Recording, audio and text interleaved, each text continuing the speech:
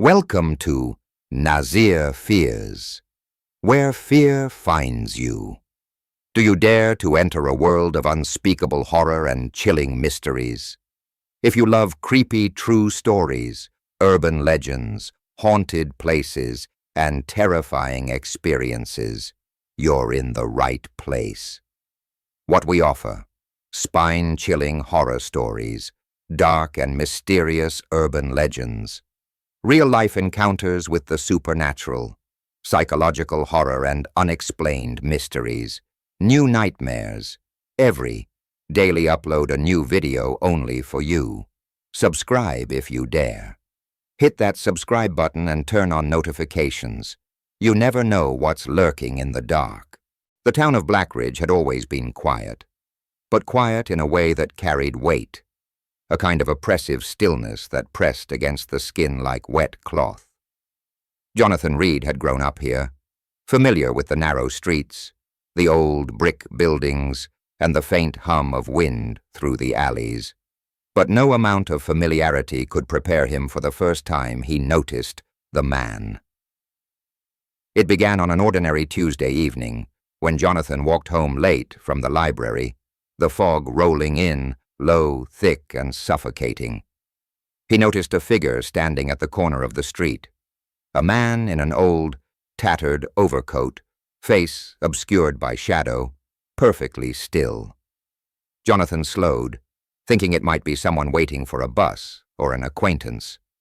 Yet the moment he stepped past the corner, the man moved with him, always at the same distance, never too close, never too far, like a constant shadow made flesh. At first, Jonathan tried to ignore him, rationalizing that he was imagining it, or that the man had simply turned onto the same street. But when Jonathan stopped, the man stopped. When Jonathan walked faster, the man matched his pace without effort, his presence calm, yet terrifyingly inevitable. Jonathan's chest tightened. Something about the stillness of the man, the way he did not breathe, did not blink, did not make a sound other than the faint shuffle of his feet, made Jonathan's blood run cold. This was no ordinary observer. This was something patient, timeless, and impossibly relentless. That night, Jonathan barely slept. Every time he closed his eyes, he saw the man standing at the foot of his bed, dark figure unmoving, watching. The shadows in the corners of his room seemed to shift unnaturally, gathering, stretching, reaching. Jonathan tried to convince himself that the figure was a hallucination, a product of exhaustion and overwork, but the fear was too visceral, too real. Over the following days, the man appeared at every place Jonathan went. At the grocery store, the man stood outside, watching from behind the fogged windows. At the office, a shadow flickered along the walls, and Jonathan felt the same impossibility, the presence of someone who was always there, yet could not be touched, could not be confronted. Friends noticed his growing paranoia. Emily, his colleague, suggested he take a vacation, leave the town, but Jonathan's fear held him back. He could not leave, not because he wanted to stay, but because the man would follow. Jonathan began documenting everything. He kept notes, recording the exact times and locations where the man appeared. Every pattern suggested impossibility. The figure never rested, never strayed, always precise.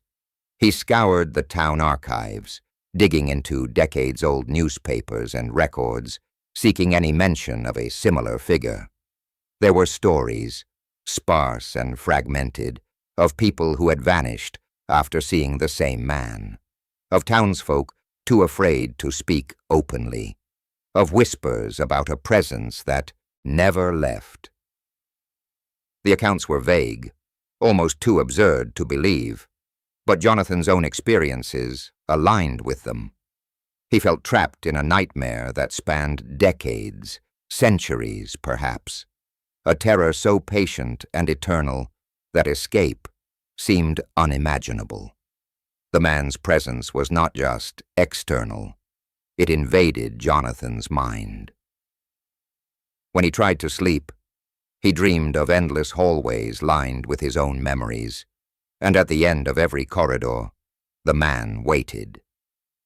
In dreams, he never spoke, yet Jonathan could hear whispers, soft and indistinct, as if the walls themselves carried a voice. The whispers promised inevitability, the futility of escape, and a hunger that could not be sated by anything but acknowledgment.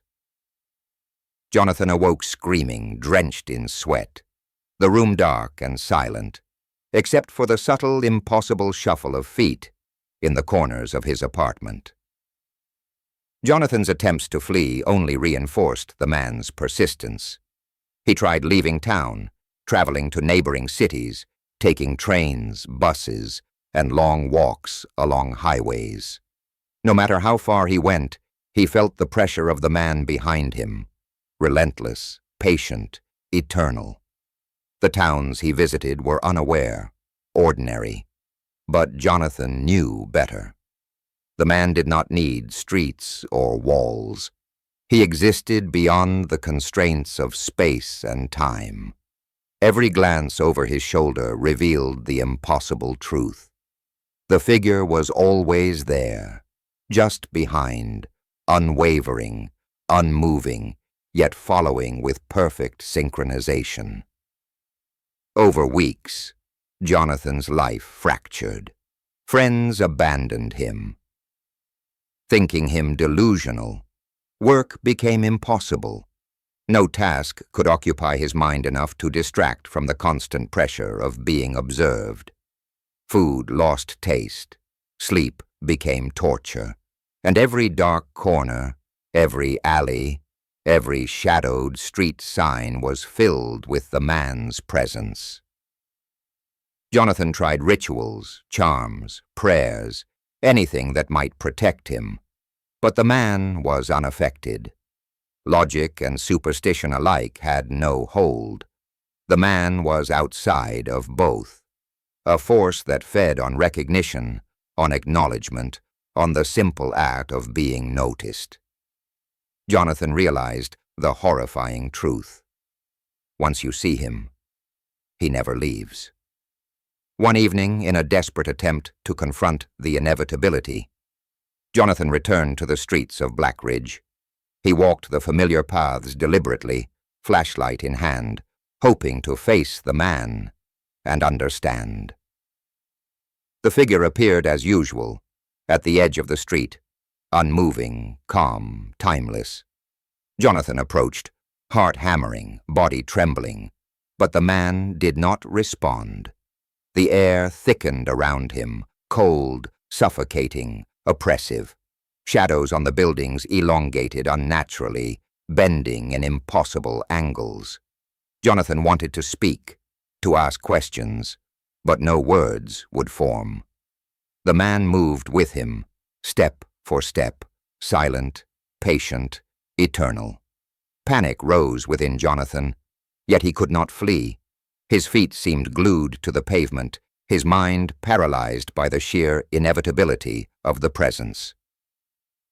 Days turned into nights, with no relief.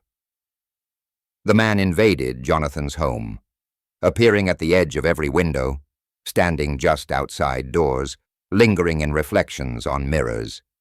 He could never be seen fully, yet his presence was undeniable. Jonathan began recording him, taking photographs, video footage, anything to prove existence. But every medium failed.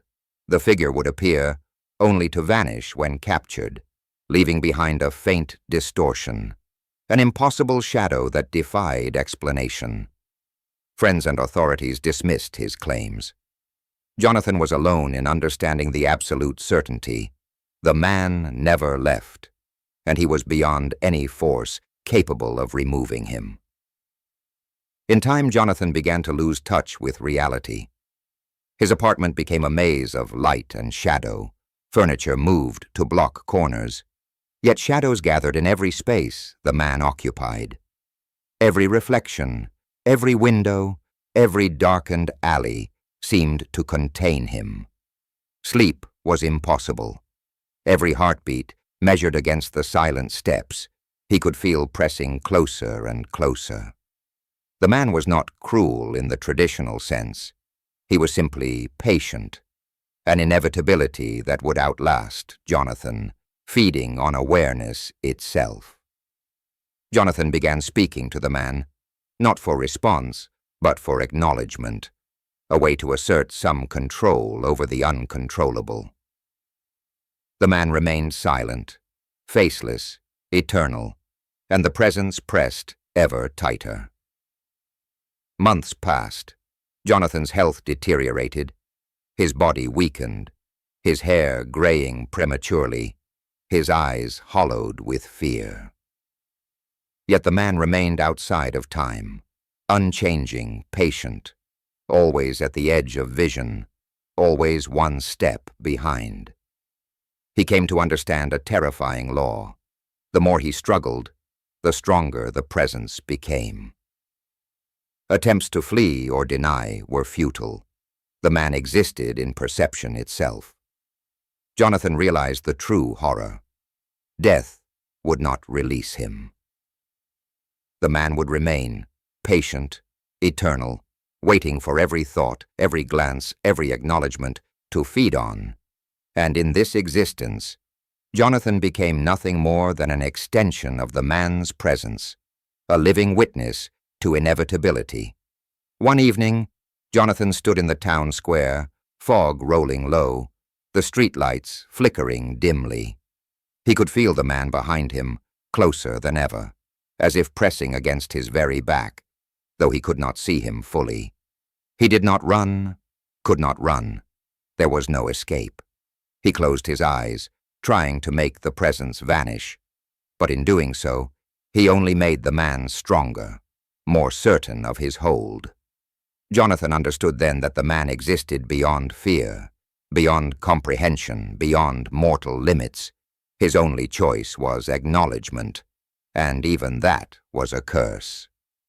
Years passed. Blackridge carried on, unaware of the terror lingering in one man's life. Jonathan Turner became a shadow of himself, moving through streets, through buildings, through alleys, always aware, always haunted. The man remained patient, unblinking, faceless, eternal. It had claimed, not through violence, not through force, but through the inescapable act of being seen, being recognized, being acknowledged.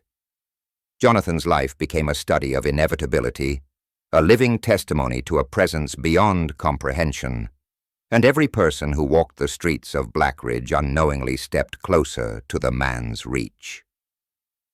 In the end, Jonathan understood the ultimate truth. The man never left, and he would never leave. Presence alone, acknowledgment alone, was enough.